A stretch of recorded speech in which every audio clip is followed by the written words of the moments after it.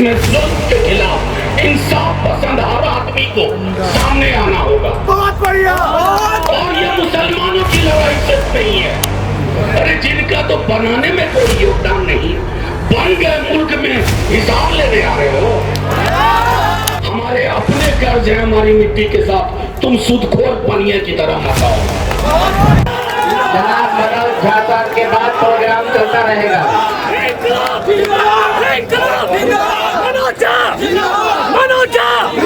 जिंदाबाद जिंदाबाद।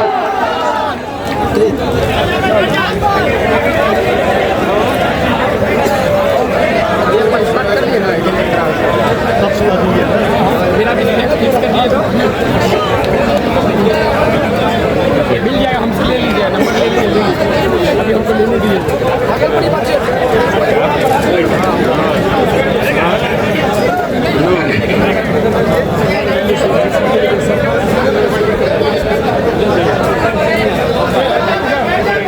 शुक्रिया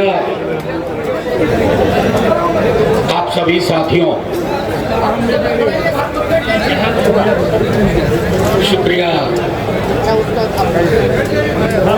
फैजल वली रहमानी साहब, मर्द शरिया, अमीर शरिया, हमारे तमाम पॉलिटिकल कॉमरेड चाहे किसी भी दल के हों, और सबसे बड़ी चीज है कि ये मंच, इसकी ताकत आप लोगों से है। आपके लिए सबसे पहले तो एक इनकलाब जिंदाबाद आप लोगों के लिए, क्योंकि इस धूप में अगर आप हैं तो सिर्फ अपने लिए नहीं है, इस मुल्क की फिजा को बचाने के लिए। इनकलाब जिंदाबाद जिंदाबाद जिंदाबाद। इनकलाब जिंदाबाद जिंदाबाद जिंदाबाद। मेरे प्यारे दोस्तों, मंच में हो या सामने हमारे हो, ये बहुत आसान लफ्जों में समझ लीजिए, ये जुल्म और इंसाफ के बीच की लड़ाई है। इसमें किसी का झंडा नहीं देखना है। सियासी एक ऐसी लड़ाई है जिसमें जुल्म के खिलाफ इंसाफ पसंद हर आदमी को सामने आना होगा। बहुत बढ़िया। और ये मुसलमानों की लड़ाई सिर्फ नहीं है, ये लड़ाई हिंदुस्तान की पहचान को बचाने की है। मैं सीधी सी बात आपसे कहता हूं, मैंने सदन में कहा था मैं लंबी तकरीर में नहीं जाऊंगा। हमारे साथियों ने एक एक चीज पर अभी कोर्ट में भी जिरा होगी। एक बात साफ तौर पे कहता हूं, किशनगंज में हूं, पूर्णिया, कटिहार, अररिया के भी साथी हैं। इस देश का एक मिजाज रहा है, हम हिंदुओं को मुसलमानों की आदत है, मुसलमानों को हिंदुओं की आदत है, सिखों ईसाइयों को मुसलमानों और हिंदुओं की आदत है। मैं कल कहीं गया था और मैंने कहा कि कोई दिन ऐसा हो आप सुबह निकले, एक हिंदू ना दिखे, और कोई हिंदू घर से बाहर निकले और एक मुसलमान ना दिखे, आपका दिल बैठ जाएगा, आपको परेशानी होने लगेगी। साहब, ये मुल्क बीजेपी संघ वालों ने नहीं बनाया है, इसको आपने बनाया है। इसको आप अपने हिंदू भाई, सिख भाई, क्रिश्चियन भाई के साथ मिलकर बनाया। अरे जिनका तो बनाने में कोई योगदान नहीं, बन गए मुल्क में हिसाब लेने आ रहे हो। और एक बात बहुत आसान लफ्जों में कहूं, हिंदुस्तान एक करार का भी नाम है, कॉन्ट्रैक्ट। वो करार हिंदुस्तानों के मुसलमानों ने खास तौर पर गांधी, नेहरू और मौलाना आजाद के साथ किया था। बहुत बढ़िया सर। उस करार को मत तोड़ो। वो करार क्या है? वो करार है हमारी साझी पहचान। तुम इतने सालों बाद, 78 सालों बाद तकसीम जब हुआ, इस देश के मुसलमानों ने इस मिट्टी को नहीं छोड़ा। मैं बार बार कहता हूं, सदन में भी कहा, इस मिट्टी पे मुसलमानों, हिंदुओं, सिखों, ईसाइयों का कर्ज है, और इस मिट्टी का कर्ज है हिंदुओं, मुसलमानों, सिखों, ईसाइयों पर। हमारे अपने कर्ज हैं हमारी मिट्टी के साथ, तुम सूदखोर बनिए की तरह मत आओ। हम नहीं जानते हैं क्या कि लिमिटेशन एक्ट के माध्यम से आप अपने एक अजीज दोस्त का फायदा पहुंचाने जा रहे हैं। यतीम खाने पे बने एक घर को, यतीम खाने की जमीन पे बने एक घर को अपने दोस्त को कानूनी पेच से बचाना चाहते हो। मैं सिर्फ इतना आप लोगों से फिर एक बार कहूंगा, इस देश का ये लड़ाई, हमारे कई साथी कह चुके हैं, ये लड़ाई एक दिन की नहीं है। ये हो सकता है हमारी ताकत देख करके, हमारा जोश देख करके ये कानून विड्रॉ कर लें, लेकिन अपना नजरिया विड्रॉ नहीं कर पाएंगे।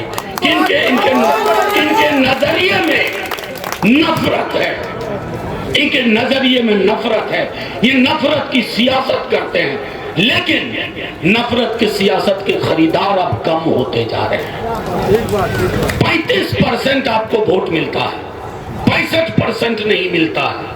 और वो जो 35 है उसका एक बड़ा हिस्सा आने को तैयार है। क्या हम नहीं जानते हैं? आपके पास बेरोजगारी पर कोई जवाब नहीं था, भुखमरी पे कोई जवाब नहीं है, आपके पास आय की असमानता का कोई जवाब नहीं है। अमीर इतना अमीर क्यों होता जा रहा है और गरीब दिन ब दिन गरीब क्यों होता जा रहा है, इसका जवाब नहीं है। तो जवाब कहां ढूंढा जाए? एक ऐसा कानून लाओ जिसमें उलझा दो। मैं यकीन के साथ कहता हूं कि इनकी कोशिश थी कि ये हिंदू मुसलमान हो जाएगा, तारीफ की जाए इस मुल्क की मिट्टी की, इसने इसे हिंदू मुसलमान नहीं होने दिया और कभी नहीं होने देंगे, कभी नहीं होने देंगे। हमारे कई साथियों ने कहा सदन में जो वोट है, दोनों सदनों में मुसलमानों के साथ हिंदू सिख ईसाई कांधे से कांधा मिला करके, क्योंकि हम हकीकत जानते हैं। हकीकत यह है कि एक सरकार जो हर मोर्चे पे फेल कर रही है, वो सरकार, जैसे अपने यहाँ एक कहावत है, मैं सहरसा का हूं तो पास का हूं, तो कहते हैं कि जिस खानदान का बेटा आवारा निकल जाए वो पुरखों की जमीन बेचता है, शराब पीता है, पुरखों की जमीन बेचता है। इनके पास करने को कुछ नहीं है। तो जो हमारे पुरखों की जायदाद है, तुम उसको बेचने का पेच लेके आ रहे थे और इसको लोगों ने समझ लिया। दूसरी चीज जो हम सबको ध्यान में रखनी है, कई साथियों ने कहा कानूनी लड़ाई है, अभी 3-4 मसलों पे ही हमें रिलीफ मिला, सिर्फ 3-4 मुद्दों पे, लेकिन इसमें 40 सेक्शन सब सेक्शन क्लॉज ऐसे हैं जिस पर क्लैरिटी की आवश्यकता है। सरकार के पास पार्लियामेंट के अंदर कोई जवाब नहीं था।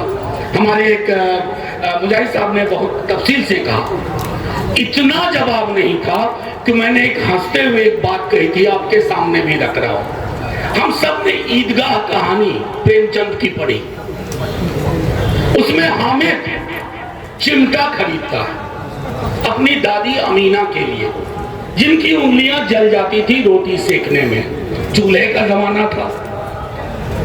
तो मैंने बीजेपी के सदस्यों से पूछा कि भाई आप में से कोई मुझे बता दो कि हामिद ने चिमटा किस दुकानदार से खरीदा।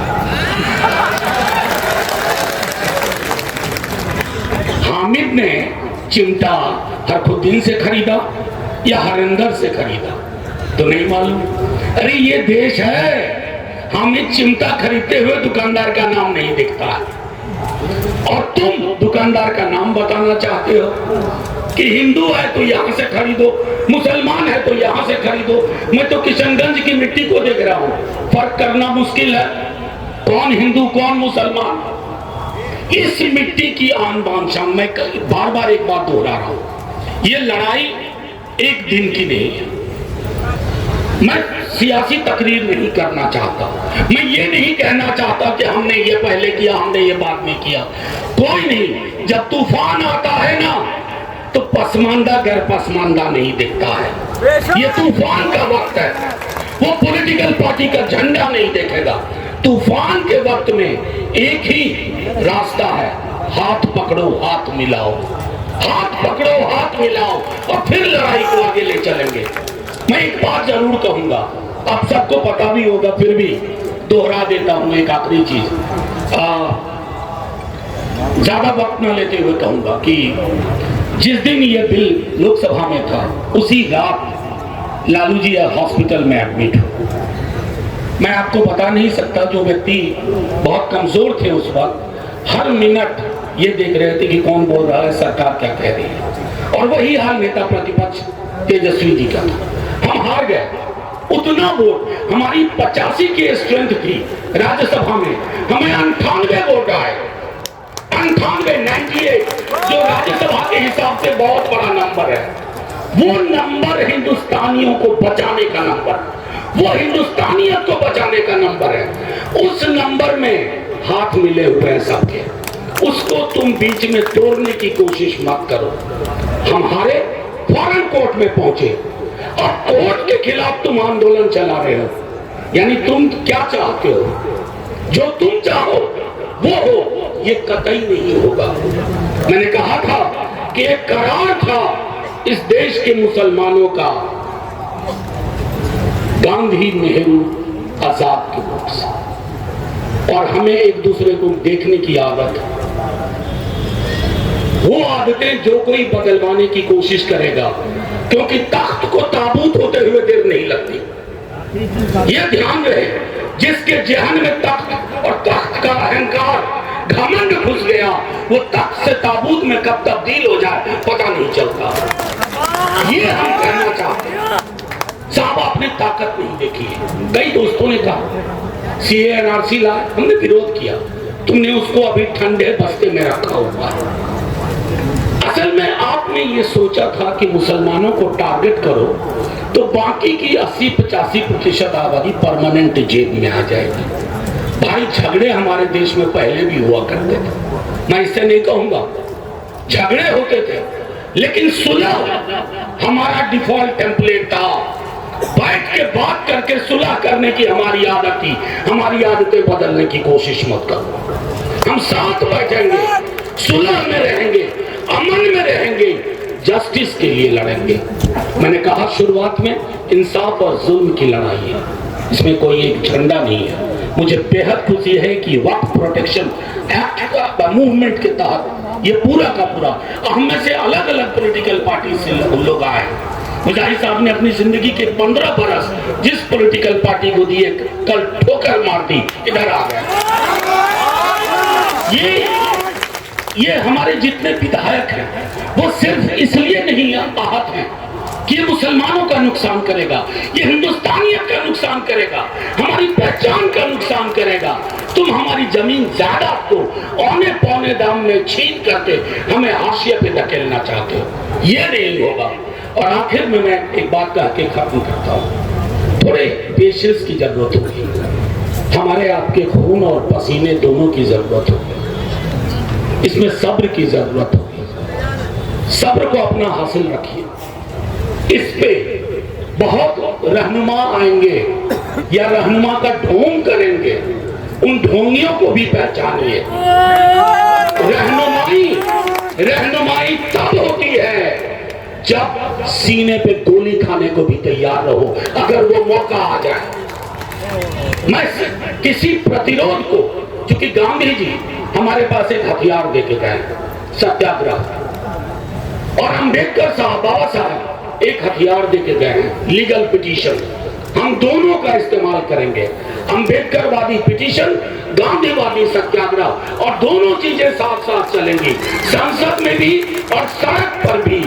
और कोई भी, जो मैंने कहा, किसी को ये मुगालता ना हो, तो उसने देश की पहचान को हमेशा के लिए मिटाने का जो निर्णय किया वो उसमें सफल रहा। हम नहीं कामयाब होने देंगे, ये हम सबको एक अहद लेना है। और मैं पुनः आप सबको, गर्मी में इस मीटिंग में आप आए, लेकिन ये पहली मीटिंग है इस जमीन पर, इस जमीन की पहचान को बचाने के लिए, इस जमीन की जो आबो हवा है, जो फजा की आबो हवा है, उसको बचाइए। ये लड़ाई सबकी है, क्योंकि हिंदुस्तान सबका है। बहुत बढ़िया। और चूंकि हिंदुस्तान सबका है, हम एक बात और आखिरी में कहूं, चुनाव आएंगे जाएंगे, पॉलिटिकल पार्टी आती है जाती है, हम देश नहीं हारेंगे। चुनाव भले हार जाए, 5 हारे 10 हारे, कम से कम इतिहास में उस तरह के लोगों का नाम नहीं होगा जो चुनाव जीतते रहे नफरत फैला करके। हम मोहब्बत बांट के हारना चाहते हैं। जय हिंद, इनकलाब।